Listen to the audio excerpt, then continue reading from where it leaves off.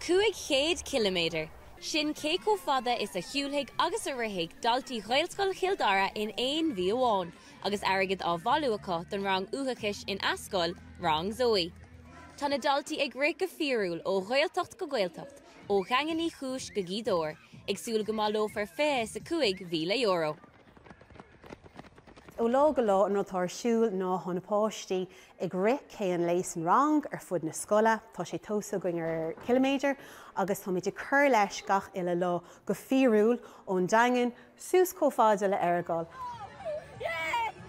Bíonn na daltaí am muir an glós gach lá ag siúl agus ag rith, agus aniu tá sé gléasta mar na léachra éarnacha atá acu. Darló is bealach spríúil é chun airgead a bhailú. Tá sé anama is féile siúl bheith cainle códa. Tá muid ag úsáid an airgead le iPad na nua le haid na páistí atá uchas acu, agus seomar céad fí, agus Gordín suamh nach freisin.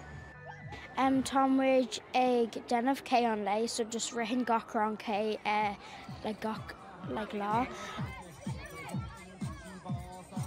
Dar le taide ó Ollscoil Miami tá an tilteangachas ina bhaintáiste do dhaoine óga a bhfuil an tuachas orthu. Mar sin beag pobl Ghaelscoil Chill Dara ag súil go nairóí le golóir airgead a bhailú an bhí seo, ionas gur féidir le chur leis na háisna atá chud do dhaoine bhfuil uachas orthu ar scoil lán Ghaeltacht. Caitlin Hayes, Nuacht Cúla4, Chill Dara.